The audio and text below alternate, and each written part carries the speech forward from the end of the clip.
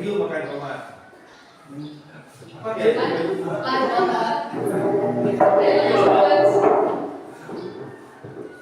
Ya, terima kasih banyak Bapak Ibu yang terhormat kepada Bapak Kepala Sekolah,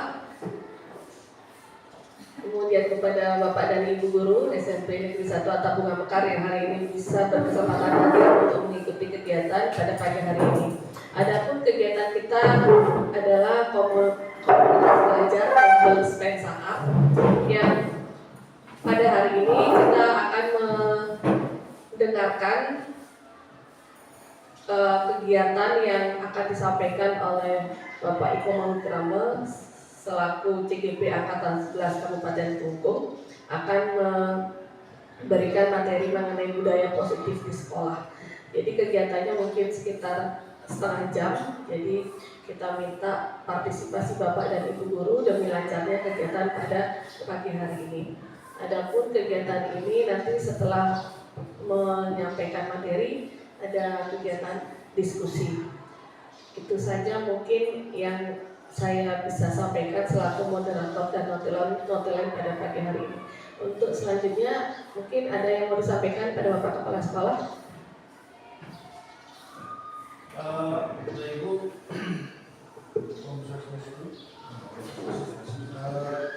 jadi ini kegiatan kumpul kita pertama kalinya secara nanti rutin kita lakukan setiap hari Rabu. Mungkin hari ini kalau saya ambil saat pagi karena ada kegiatan sebentar siang ya. Jadi nanti setiap hari Rabu selain kita akan membahas hal-hal yang berhubungan dengan kondisi belajar anak, kita juga berbagi praktek baik. Salah satunya ini contoh CGP ya akan berupaya menyampaikan apa yang dia dapat dan akan diterapkan di sekolah. Itu jadi mohon waktunya lebih kita serius untuk melakukannya. Mungkin 1 jam Bapak Ibu waktunya, nanti sebentar 30 menit sebentar saya juga mau memaparkan masalah PLM yang ada hubungan dengan kinerja. Ya, itu saya minta semua konsen. Jadi ini untuk memperbaiki proses belajar kita sendiri. Oke, karena sebentar mungkin minggu depan kita persiapan. Nanti saya Pak lebih dibagi dari teman-temannya ada 11 ya. 11 orang kita ber-11 bagi minggu depan siapa yang bercerita 2 orang aja kan 30 menit bisa bercerita 2 orang. Bebas. Oke. Nanti kalau yang terjadwal mungkin minggu depan ini kan sebenarnya saya ingin menyampaikan komunitas kita, jangan sampai komunitas kita nggak tahu apa itu komunitas SPEN Saat di mana, ada yang di mana, terus apa programnya, ya sampai tidak tahu. Siapa tahu nanti ada BGP di sini karena komunitas kita kan dipantau juga. Itu Ibu. Terakhir saya sampaikan selamat mengikuti dan semoga apa yang kita lakukan hari ini bisa bermakna berkah untuk proses belajar kita di institusi Atapunga Mekar. Terima kasih dan silakan untuk dulu. Terima kasih kepada Ibu Kaluti selaku moderator dan memberikan kesempatan. Yang terhormat Bapak Kepala Sekolah, Bapak Wayan Pantes, serta yang hormati rekan-rekan guru semuanya yang bisa menyempatkan diri hadir untuk kita berbagi di forum diskusi ini. Nah, di kesempatan kali ini di kegiatan Kombol kita yang pertama ini yang terlaksana pada tanggal 21 Agustus di hari Rabu 2024. Di sini yang akan mencoba untuk sedikit berbagi pengalaman dia selama apa yang sudah saya dapatkan di CGP kemarin ini. Jadi ini saya akan berbagi tentang budaya positif di sekolah. Walaupun sebenarnya budaya positif di sekolah ini sudah pernah tahun lalu disampaikan juga langsung oleh Bapak Kepala Sekolah kita, Bapak yang pantas, mungkin di sini dia mempertajam lagi, mengingatkan kita kembali tentang apa itu budaya positif di sekolah. Jadi dia langsung saja karena waktu kita terbatas. Budaya positif di sekolah itu adalah bagaimana cara kita menciptakan lingkungan yang nyaman dan aman untuk siswa belajar. Jadi siswa selama di sekolah itu tidak merasa tertekan, tidak merasa terancam dan lain sebagainya. Jadi itu yang kita usahakan, itu yang kita maksud dengan budaya positif di sekolah. Dan ada pun beberapa tahapan atau cara mungkin agar kita bisa mencapai budaya positif di sekolah itu. Di sini kita bisa melakukan beberapa hal. Yang pertama, kita bisa mulai dari hal paling sederhana, yaitu membuat keyakinan kelas. Oke. Keyakinan kelas kita buat di kelas masing-masing, bahkan juga kita bisa membuat keyakinan sekolah, bukan hanya keyakinan kelas. Kemudian yang kedua, itu adalah memenuhi kebutuhan dasar siswa. Jadi setiap manusia pada dasarnya adalah memiliki 5 kebutuhan dasar. Jadi itu yang akan kita bahas nanti, agar kita bisa mengetahui kira-kira kebutuhan dasar apa yang kurang dari siswa itu. Kemudian yang ketiga ada posisi kontrol restitusi. Nah di sini adalah peran penting seorang guru ketika menangani sebuah permasalahan siswa, menangani sebuah kasus, bagaimana kita memposisikan diri, itu juga akan kita bahas. Kemudian yang terakhir itu ada segitiga restitusi. Nah segitiga restitusi ini adalah cara penanganannya. Oke, jadi seperti itu Bapak Ibu. Yang langsung saja mulai. Kita mulai langsung dari keyakinan kelas. Nah untuk sebagai catatan nanti di akhir dia akan bagikan 2 kasus, dua kasus siswa kita secara langsung. Nanti kita akan bisa bersama-sama berbagi mencari solusi yang terbaik untuk menangani kasus tersebut. Di sini ada keyakinan kelas. Nah terutama Bapak Ibu wali yang rasa sudah semuanya buat keyakinan kelas di kelasnya masing-masing. Apalagi sudah berjalan beberapa minggu, beberapa bulan ini di semester pertama ini, dan yakin sudah semuanya membuat keyakinan kelas itu sebagai dasar acuan bagi siswa bertindak. Nah di sini ada pembentukan keyakinan kelas. Yang sering rancu itu adalah keyakinan kelas itu mungkin bagi siswa dianggap peraturan kelas. Tentu ini adalah 2 hal yang berbeda. Keyakinan dan peraturan kelas itu adalah 2 hal yang berbeda. Nah, apa ciri-ciri dari keyakinan kelas? Pembentukan keyakinan kelas bersifat lebih abstrak ya daripada peraturan yang lebih rinci dan konkret. Kalau aturan dia sifatnya mengekang, lebih rinci. Sebagai contoh, dilarang membuang sampah di dalam kelas. Dia rinci, artinya fokus pada sampah. Kalau misalnya kita keyakinan kelas kita bandingkan, itu kita ubah menjadi sebuah kalimat positif. Jadi kalau kalimat positifnya itu kita ubah dari kata dilarang membuang sampah di kelas, itu kita bisa menggantinya dengan misalnya menjaga kebersihan kelas. Jadi di sana ada lebih lebih abstrak lagi, tapi dia itu mengandung keyakinan bagi siswa di sana. Siswa itu akan yakin bahwa hal itu tidak boleh dilakukan. Kemudian keyakinan kelas berupa pernyataan universal. Yang ketiga, pernyataan keyakinan kelas senantiasa dibuat dalam bentuk positif. Jadi tidak ada kata larangan, tidak ada kata dilarang dan lain sebagainya. Kemudian yang berikutnya, keyakinan kelas hendaknya tidak terlalu banyak sehingga mudah diingat dan dipahami oleh semua warga kelas. Berikutnya, keyakinan kelas sebaiknya sesuatu yang dapat diterapkan di lingkungan tersebut.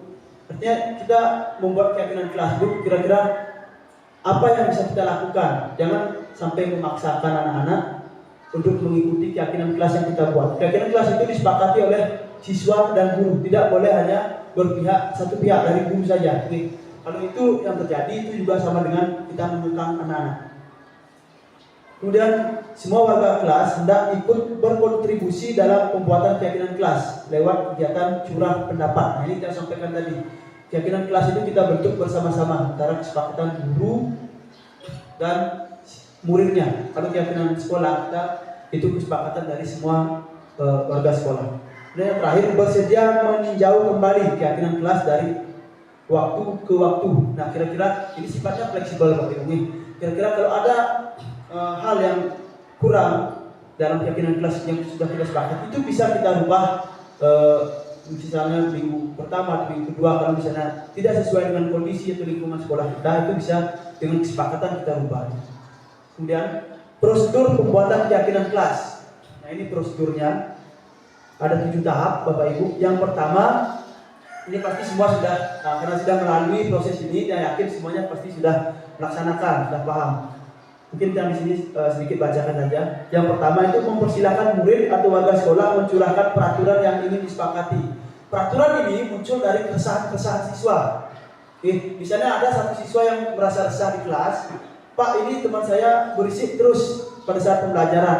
Nah, berangkat dari sana mungkin muncul peraturan dari siswa itu yang melarang temannya untuk ribut pada saat proses pembelajaran. Itu yang pertama. Kemudian yang kedua, mencatat semua masukan dari murid atau warga sekolah. Jadi semua pendapat anak-anak itu kita catat semuanya. Kemudian yang ketiga, gantilah kalimat-kalimat dalam bentuk negatif menjadi kalimat positif. Nah, tadi seperti yang pertama, misalnya anak-anak menuliskan dilarang ribut di dalam kelas. Itu kita ubah kalimat negatif itu, karena berisi larangan, kita ubah menjadi kalimat positif. Kemudian yang keempat, tinjau kembali daftar jumlah pendapat yang sudah dicatat. Dan yang kelima, tinjau ulang keyakinan sekolah atau keyakinan kelas secara bersama-sama. Nah, sebelum disepakati, kita tinjau dulu dari sekian banyak yang disampaikan oleh anak-anak, kita tinjau kira-kira mana yang cocok dengan lingkungan sekolah atau lingkungan kelas yang kita tempati, gitu Bapak Ibu.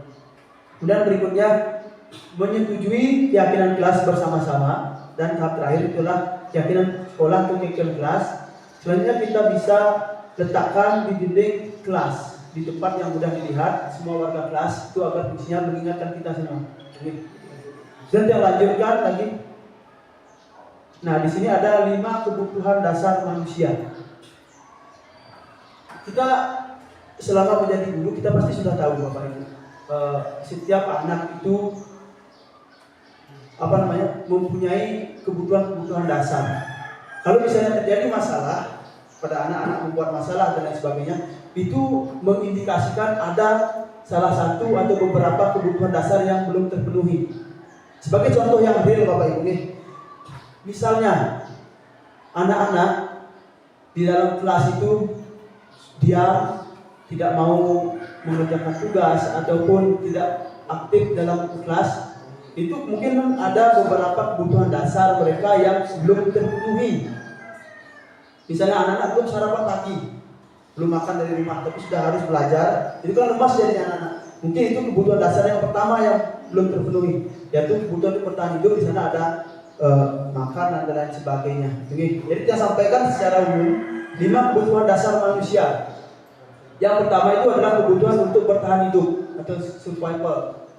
Kemudian yang kedua, ada kebutuhan untuk dicintai dan diberi kasih sayang, love and belonging. Ya. Kemudian yang ketiga, itu ada kebutuhan kebebasan, freedom. Kan ada anak-anak ini yang kalau semakin kita kekang, anak-anak itu semakin lonjak ya. Semakin kita kekang, kamu tidak boleh begini. Itu malah menjadi-jadi. Ini mungkin kita nanti di posisi kontrolnya yang kita rubah posisi kita. Dan di sini yang dimaksud dengan kebutuhan kebebasan atau freedom oleh anak-anak. Kemudian yang keempat itu adalah kebutuhan akan kesenangan, apalagi di umur-umur anak SMP ini. Jadi itu kebutuhan kesenangan ini masih sangat kental sekali pada anak-anak.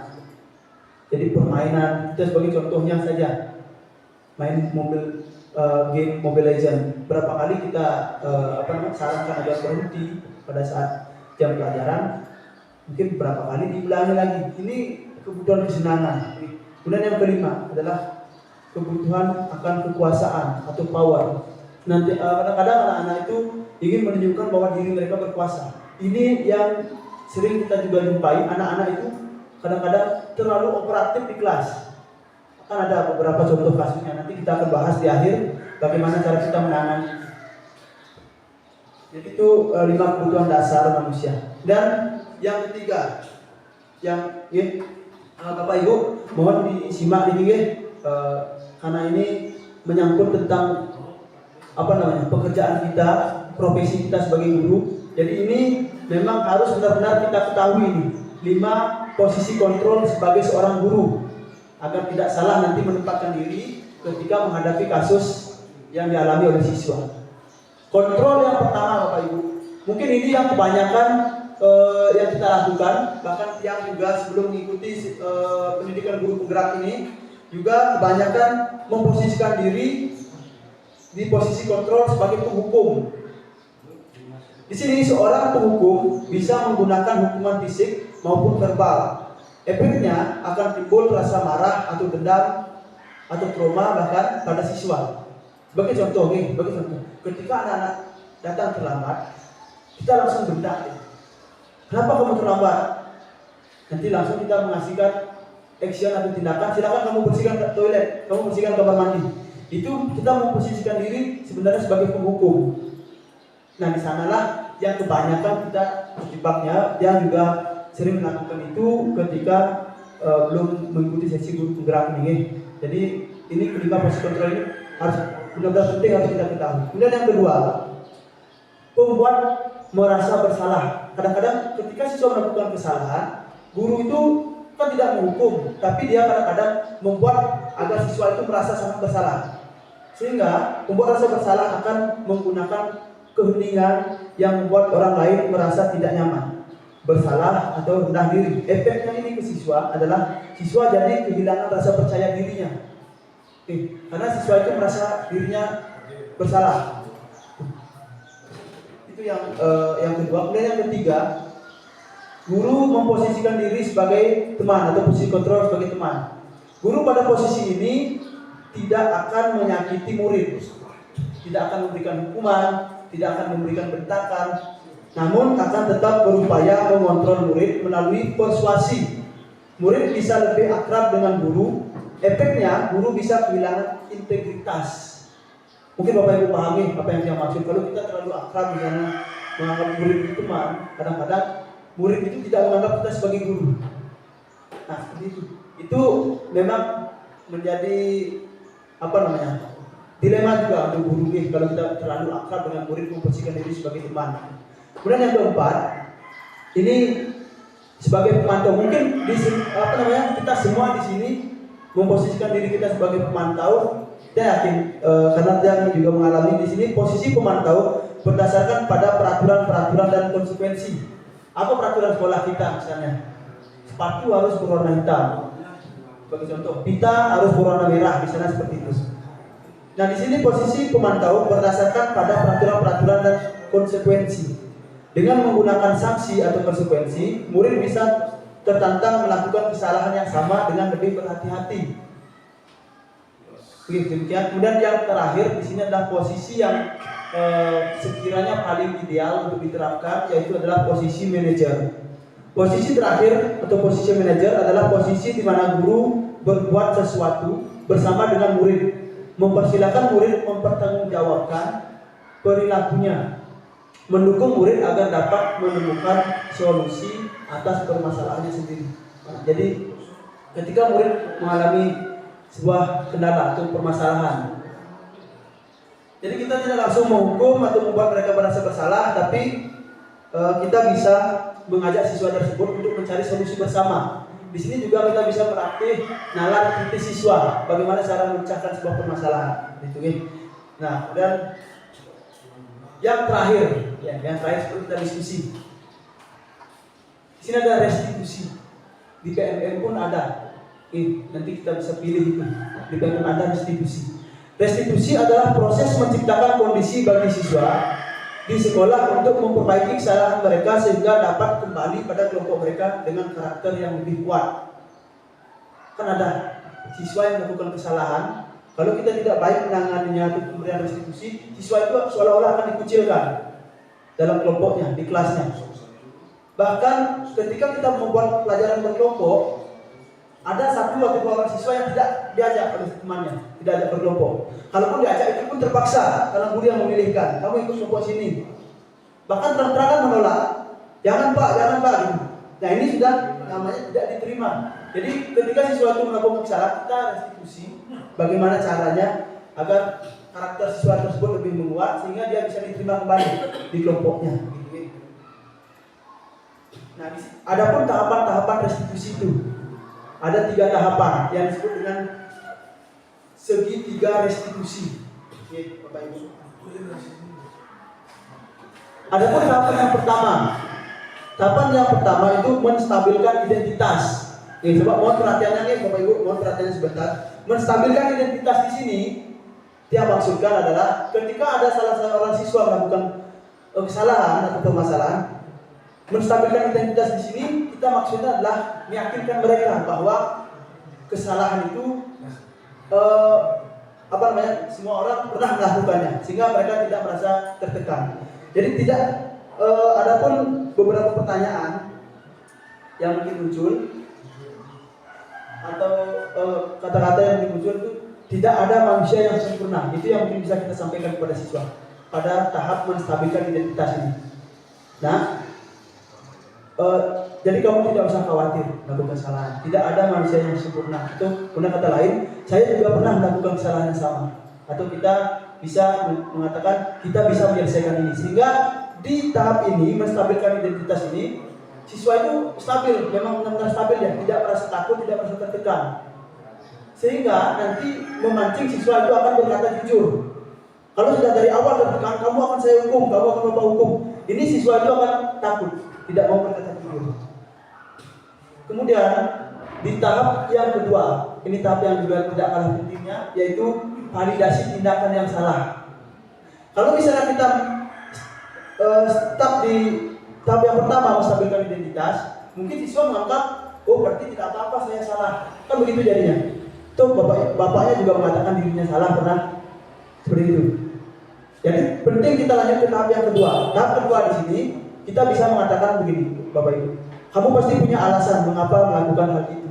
Kita mencari alasan, atau kita bisa menyampaikan yang kamu lakukan itu memang pernah Bapak lakukan juga kesalahan itu, tidak apa-apa, tapi tetap apa yang kamu lakukan itu juga tidak benar. Di sana kita validasi tindakan yang salah, kita menyampaikan bahwa tindakan yang mereka lakukan itu salah. Tapi ingat jangan sampai tertukar Bapak Ibu. Yang kedua, kalau yang pertama begitu siswa masuk ke dalam ruangan kita langsung kita judge seperti itu, mungkin dia akan ada rasa takut dan lain sebagainya, sehingga tidak leluasa untuk menceritakan alur permasalahannya seperti itu. Tetap yang pertama itu kita menstabilkan identitas dulu agar siswanya bisa tenang, stabil dalam melakukan restitusi selanjutnya. Kemudian yang kedua itu validasi tindakan yang salah. Kita memvalidasi bahwa tindakan yang mereka lakukan itu memang tidak benar, gitu. Sehingga siswa itu tahu, oh berarti saya salah di sini. Nah, tahap yang terakhir di sini, disinilah tahap akhirnya yang menentukan siswa itu akan kita ajak untuk mencari solusi bersama-sama.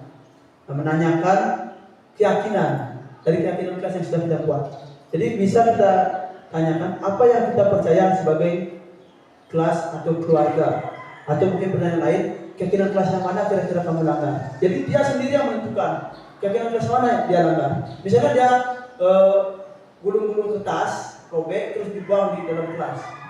Dan kalau kita tanyakan keyakinan kelas mana yang kira-kira kamu langgar, dia langsung tahu nih, anak-anak itu tahu karena keyakinan kelas itu kan kita buat bersama-sama. Kemudian apa nilai-nilai umum yang kita telah sepakati. Nah itu. Dan pada tahap terakhir kita tanyakan kepada siswa, kira-kira hal apa yang kamu bisa lakukan untuk bisa memperbaiki masalah yang sudah kamu buat. Nah kira-kira seperti itu Bapak Ibu, gambaran singkat dari proses segitiga restitusi. Nah kemudian mungkin di sini yang sedikit sebelum kita diskusi, dan sedikit menunjukkan video dia mencoba mempraktekkan segitiga restitusi ini bukan kasus yang sebenarnya, tapi dia cuma seperti melakukan sebuah simulasi sebuah kasus.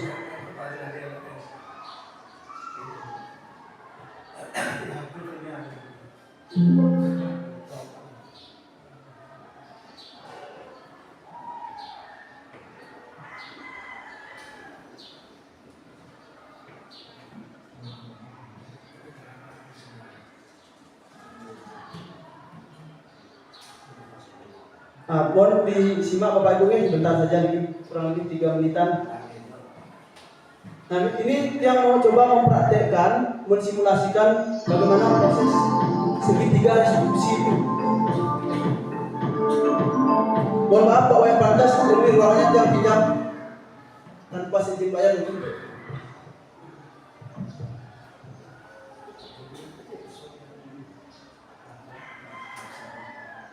Di sini dia simulasikan kasusnya seperti ini Bapak Ibu, kasus murid kelas 8B yang bernama Nobita bolos pada jam pelajaran penjas. Awalnya murid yang bersangkutan hadir ke lapangan dan ikut sesi pemanasan. Akan tetapi setelah sesi pemanasan selesai, Nobita pulang tanpa seizin gurunya. Padahal dalam kesehariannya Nobita ini adalah murid yang aktif di dalam kelas. Dalam kasus ini saya sebagai wali kelasnya mendapatkan laporan tersebut. Nah, lalu apa yang harus dilakukan oleh wali kelasnya itu? Kalau anggap saja kita belum tahu kasusnya ini, jadi kita lakukan yang namanya restitusi melalui 3 tahapan tersebut dari segitiga restitusi itu. Oke, kita lanjutkan.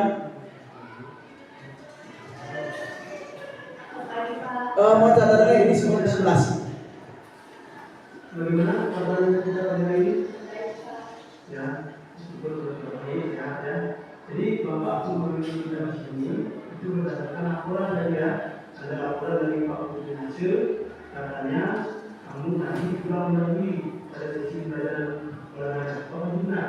Nah, jadi katanya kita tadi datang ke pemanasan, jadi kurang lebih pada sesi juga kemudian. Kalau Bapak tahu, kenapa kira-kira kita kurang lebih?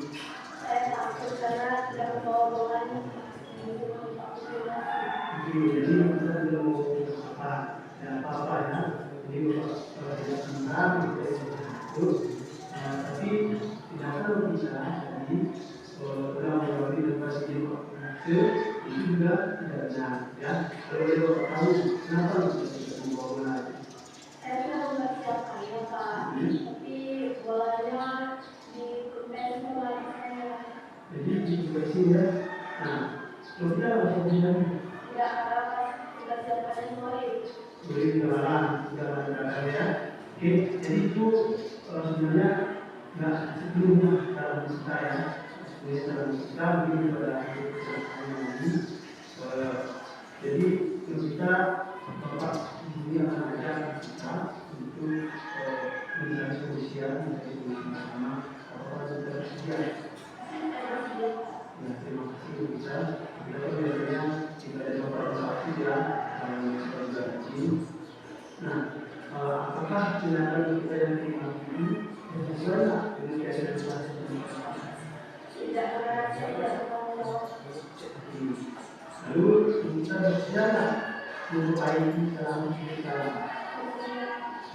Lalu kita bersedia, kira-kira tidak nampak secara kita sekarang. Jadi kembali sekarang itu. Sebelumnya saya minta maaf kepada Bapak dan Bapak Gubernur. Saya akan lebih awal mempersiapkan bola dengan alatnya dan juga menjaganya.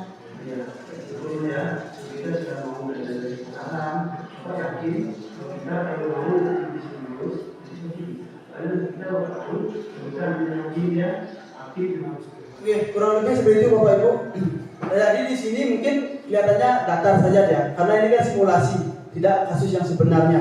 Mungkin pada kasus yang sebenarnya kita akan menemui lebih banyak kendala, Jadi di sesi ini yang akan ajak Bapak Ibu bersama-sama kita berdiskusi mengenai masalah real yang ada di sekolah kita, agar tidak cuma penyampaian materi saja, tapi kita juga ada actionnya, tindak lanjutnya pada siswa seperti itu Bapak Ibu. Jadi yang ada ingin berbagi kasus kepada Bapak Ibu semua. Di sini juga yang sering dengar keluhan-keluhan dari Bapak Ibu juga secara tidak langsung dan dia juga mengalami. Ada beberapa siswa yang memang di kelas mengalami kendala atau masalah. Di sini dia angkat 2 kasus Bapak Ibu, coba perhatikan dulu. Kita cari solusinya bersama-sama. Dia angkat 2 kasus siswa. Yang pertama, siswa siswa di kelas 9B Bapak Ibu, 9B, dan juga ada siswa di kelas 7. Ini kasus yang berbeda, dua kasus yang berbeda. Yang pertama yang di kelas 9B itu satu anak tidak aktif sama sekali dalam pelajarannya, diam saja.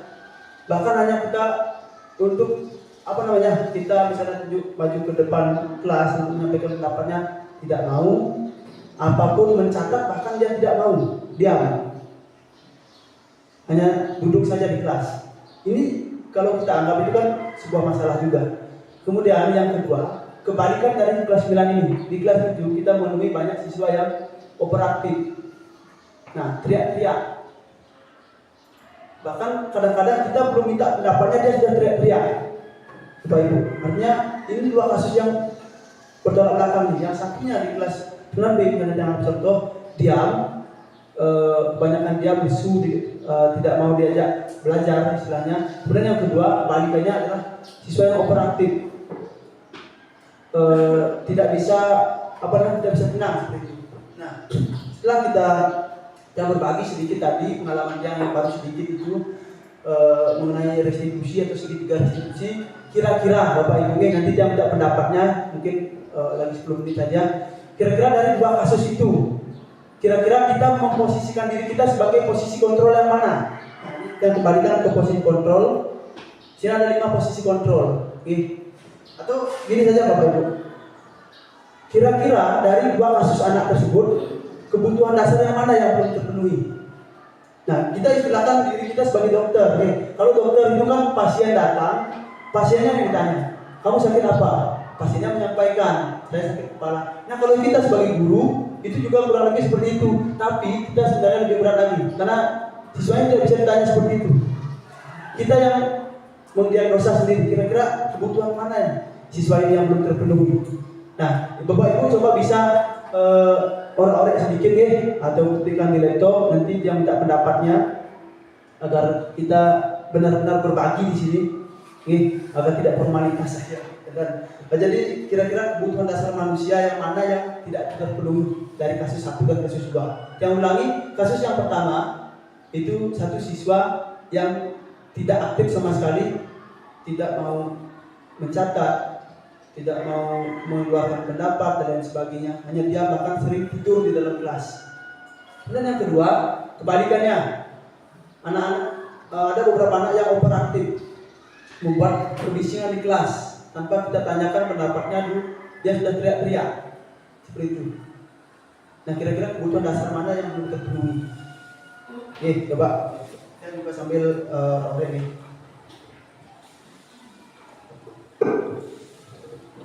Oke, terima kasih. Mohon maaf sebelumnya saya bingung sebagai moderator. Harusnya Bapak yang bertanya, audien bertanya, Bapak yang menjawab. Tapi karena Bapak sudah bertanya ya sudah nggak masalah ya. Jadi biasanya memang dalam sebuah diskusi kan pesertanya yang menyampaikan. Oh, berarti nanti akan ada kita kasus dulu. Gitu. Baru dari mana diminta kasusnya itu baru kita tanyakan. Ya, jadi tadi sudah disampaikan mengenai sesi diskusi yang disampaikan oleh Bapak. Saya rangkum sedikit ya Pak ya. Jadi memang tadi yang sudah disampaikan adalah mengenai menciptakan cara belajar yang nyaman dan aman, dan ini pun juga demi kelancaran proses belajar mengajar, di mana kondisi belajar anak itu memang menjadi faktor utama penentu keberhasilan proses belajar tersebut. Nah, mengenai pertanyaan yang tadi disampaikan oleh Pak Wikrama, kami mohon partisipasi Bapak dan Ibu untuk ikut berpendapat mengenai bagaimana cara masukan penyelesaian dari kedua kasus tersebut. Untuk waktu kami persilahkan, mungkin ada yang ingin berpendapat. Silakan Bapak Ibu.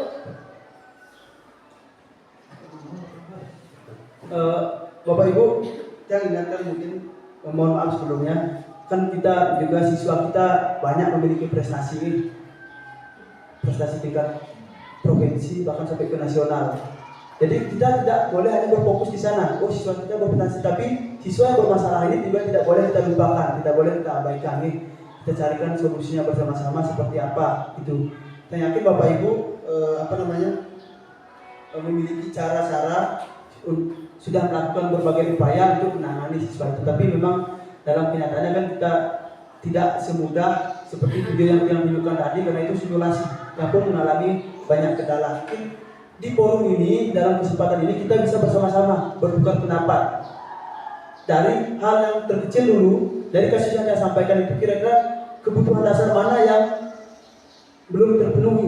Kalau misalnya siswa itu diam, tidak mau aktif, mencatat pun tidak mau, kira-kira kebutuhan apa yang tidak terpenuhi. Setelah kita tahu kebutuhan apa, baru kita berangkat nanti memposisikan diri di 5 posisi kontrol itu. Kita posisikan diri kita sebagai apa,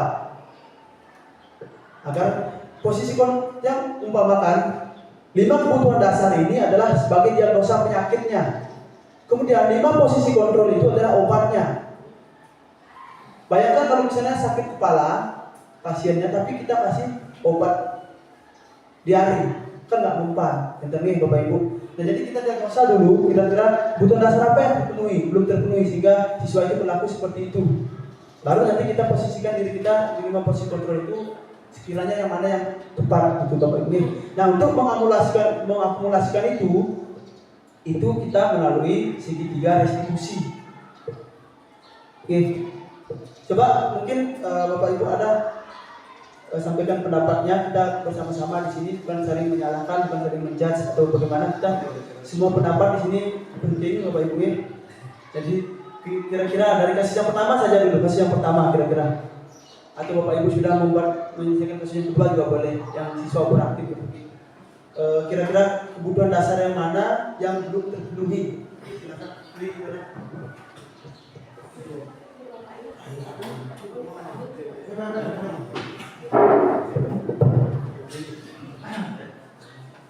Cek. Baik, terima kasih atas kesempatannya.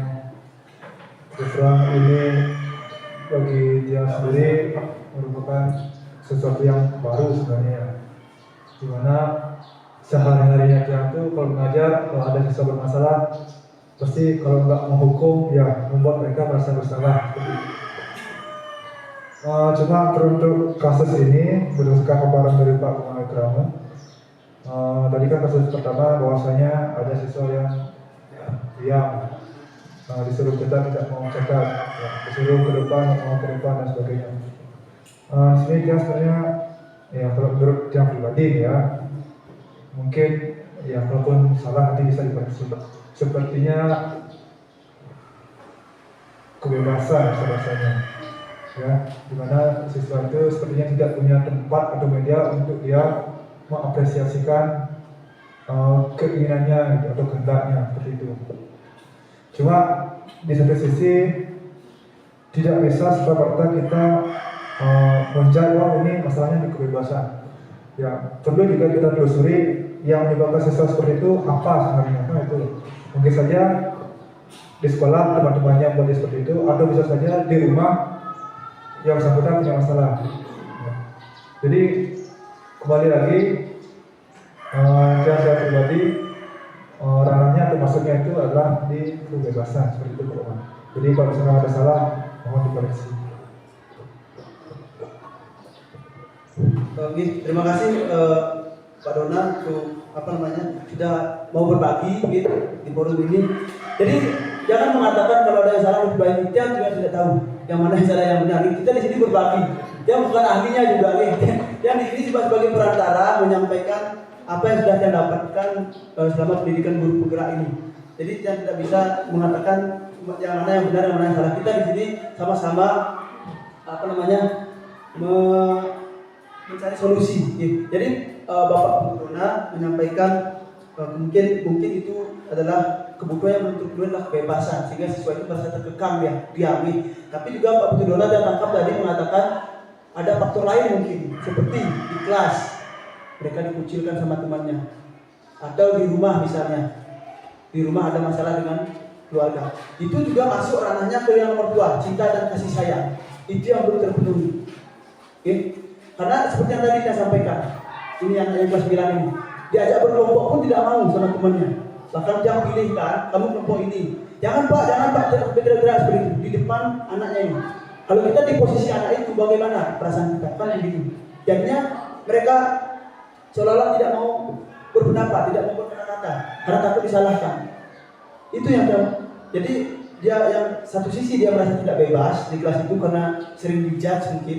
Yang kedua, dia tidak mendapatkan cinta atau kasih sayang atau pengakuan dari temannya. Sehingga kalau ini dibiarkan, siswa itu bagaimanapun kita, walaupun kita hukum, kamu silakan bersihkan toilet, kamu bersihkan WC dan lain sebagainya, tidak akan berubah apa-apa, Bapak Ibu, dia yakin. Karena bukan itu obatnya, bukan itu yang bukan yang diperlukan. Tapi yang diperlukan itu mungkin seperti yang Bapak Dona sampaikan tadi, Pak sekali yang juga pribadi, itu kebebasan dan juga cinta dan kasih sayang. Itu. Oke. Terima kasih Pak Dona sudah berbagi. Kemudian kita bahas di satu kasus ini. Nah, dari kebutuhan dasar mungkin kita sepakati yang dibutuhkan oleh anak itu adalah kebutuhan dasarnya cinta. Sehingga kita kalau menangani seperti itu, kira-kira kita sebagai guru, baiknya kita menempatkan diri kita sebagai posisi kontrol yang mana, Bapak Ibu. Mohon pendapat dan juga ini. Nah, ketika kita sudah tahu bahwa siswa ini membutuhkan kasih sayang, membutuhkan kebebasan. Artinya agar jangan tertekan terus, apalagi kita paksa, kamu kok diam saja, maju, kamu maju. Nah, itu. Kira-kira posisi kontrol mana yang paling tepat? Mungkin karena waktu sudah malam ini. Mungkin silakan Pak Man. Kalau kasusnya seperti tadi, mungkin ini kan posisi yang maksudnya yang kita pilih Pak Mangge. Mungkin kalau dia pribadi, mungkin posisi dia kepada murid adalah mungkin sebagai teman saja kita. Karena sebagai teman kan kita merasa bebas apapun kalau kita sebagai teman, apalagi teman itu ditambah lagi dengan teman yang paling akrab itu misalnya ya, teman yang paling mungkin itu yang paling bebas buat kita untuk bersikap kepada dia juga mungkin curhat kita agak lebih enak, lebih plong, mungkin begitu menurut cara bukan. Terima kasih teman. Terima kasih Pak Komanda, ini luar biasa sekali. Jadi posisi teman di sini yang disampaikan Pak Komanda. Mungkin Bapak Ibu sebelum dia lanjutkan mungkin ada pendapat lain mungkin ada posisi kontrol yang mana mungkin yang ditempatkan. Tadi Pak Komanda sudah menyampaikan posisi teman. Karena kalau kita ada diagnosa dia perlu kebutuhan kasih sayang, tentunya seperti yang disampaikan oleh Pak Komanda tadi, kita sebagai guru memposisikan diri sebagai teman, bukan malah sebagai penghukum. Kalau kita memposisikan diri sebagai penghukum, justru malah anaknya makin down dia. Bahkan takut masuk, sampai seperti itu. Nah, kalau kita sudah memposisikan diri sebagai teman, kita tanya, agar dia merasa nyaman, nanti proses teman itu kembali lagi ke restitusi tadi, ke segitiga restitusi itu. Baru kita cari solusinya di sana. Ini baru diagnosanya. Diagnosa dan apa yang cocok untuk siswa ini. Nanti untuk pemberiannya, perawatannya itu ada pada segitiga restitusi, Bapak Ibu. Itu kalau dia umpamakan. Perawatannya itu ada di segitiga restitusinya. Ini misalnya kasus yang pertama tadi, Pak Dona mengatakan, penyakitnya ini, diagnosanya ini seperti ini. Perlu kasih sayang, perlu kebebasan. Kemudian obatnya dipilihkan oleh Pak Komendra. Kemudian berarti posisi gurunya sebagai teman. Dan juga mungkin kita sebagai manajer juga bisa agar mengakomodir teman-temannya agar tidak mengucilkan teman yang lainnya. Gitu. Nah, kemudian untuk memberikan obat ini ke pasien, yang pemakai itu perawatannya kita melalui segitiga restitusi Bapak Ibu. Tahapan 3 tahapan itu. Yang pertama itu kita menstabilkan dulu identitasnya. Kemudian yang kedua kita validasi tindakannya yang salah, salah seperti ini. Agar tidak dianggap kalau kita cuma menstabilkan, kamu nggak apa-apa salah, bapak juga pernah salah. Nanti dia terus begitu, tidak mau berubah. Dan yang ketiga kita cari solusinya, kita cari apa yang bisa kamu lakukan dari masalah ini. Kita cari solusi bersama. Tidak perlu kita bantu. Oke. Mungkin itu kasus yang pertama. Apakah karena waktu sudah habis, mungkin kita lanjutkan nanti kasus yang kedua kita bahas di pertemuan Kombol yang kedua ini. Sebelum mungkin kita tutup sesi diskusi ini, apakah mungkin ada pertanyaan secara umum Bapak Ibu? Ada? Nih, kalau ada nih Pak Sudar. Kalau memang tidak ada, mungkin sambil jalan nanti kita bisa sharing juga di ruang guru, mungkin jam-jam istirahat ya. Jadi kita tidak terpaku harus di ruang ini untuk sharing. Kita juga bisa bahkan di saat kita makan bersama-sama di kantin, mungkin di ruang guru pada jam istirahat. Itu kita manfaatkan juga momen itu untuk sharing demi kebaikan peserta didik kita. Mungkin seperti itu. Waktu kita kembalikan kepada moderator, Bapak Lutfi, terima kasih. Ya, terima kasih banyak Pak Wikrama atas pemaparan materi dan diskusinya yang sangat menarik pada pagi hari ini. Jadi ada pun yang bisa saya simpulkan bahwa dalam kegiatan ini ya setiap siswa membutuhkan kebutuhan dasar yang belum terpenuhi. Mungkin salah satunya dari kasus yang tadi sudah disampaikan adalah memerlukan cinta dan kasih sayang. Itu yang mungkin kita harus lebih perhatikan kepada siswa ya. Jadi kita bukan hanya memberikan ilmu saja, tapi bentuk perhatiannya. Dan posisi kontrol yang tadi disampaikan oleh Pak Hendra adalah kita memposisikan sebagai seorang teman. Walaupun sebenarnya kita bisa juga menjadi sosok figur yang lain. Kemudian dalam segitiga restitusi ketika kita menemukan sebuah masalah, ingat kita bukan sebagai seorang penghukum, tapi kita harus menstabilkan dulu. Kemudian kita harus bisa memfasilitasi apa yang akan dilakukan untuk berikutnya, dan akhirnya barulah kita bisa menemukan yang namanya solusi. Mungkin itu saja yang bisa saya simpulkan dari kegiatan kita di kegiatan komunitas belajar pada hari ini. Semoga kita bisa bertemu di Kombel berikutnya ya. Adapun saya sebagai moderator mengucapkan terima kasih banyak atas perhatian Bapak dan Ibu sekalian. Mohon maaf atas segala kekurangan dan kesalahan. Saya tutup dengan ucapan terima kasih.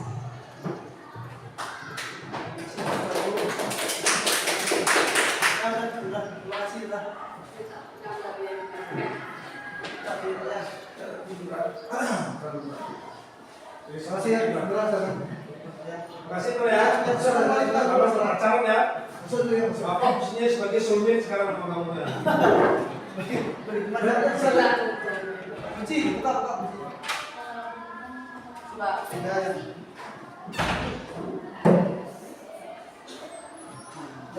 Nah, ini posisi.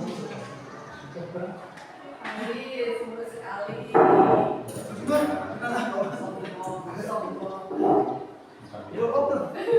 Iya, tangga. Sambil mobil cari cuan.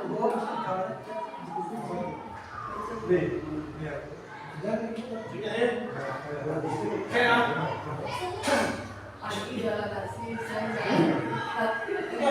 Yang kedua.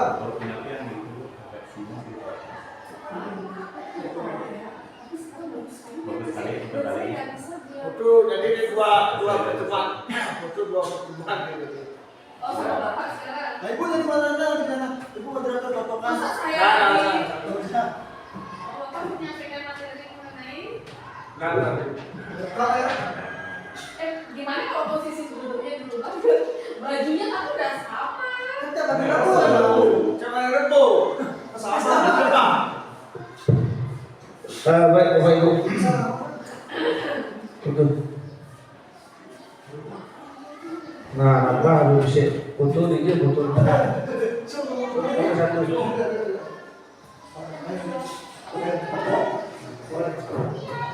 Baik Bapak Ibu, terima kasih.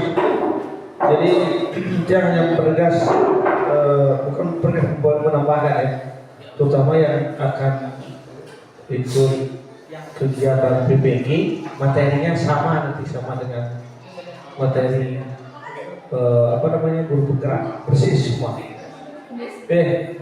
Nanti coba diperhatikan ini. Ya, semua materi ini yang dikasih, termasuk LKLK.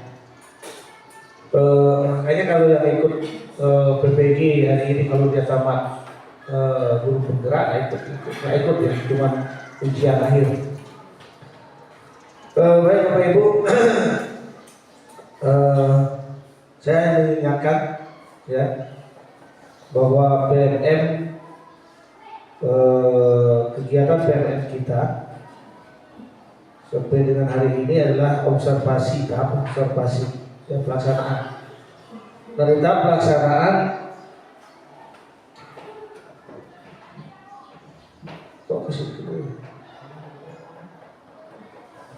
di tahap pelaksanaan kegiatan baru ada 7 guru yang masuk ke PNM saya.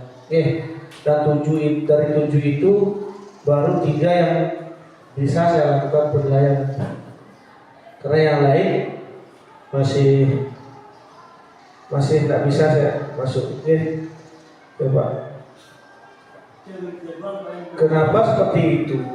Karena Bapak Ibu belum melakukan kesepakatan dan juga belum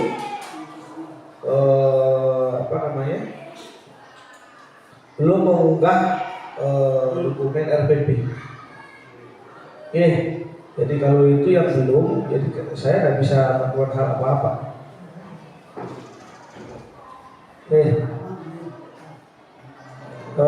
Nah ini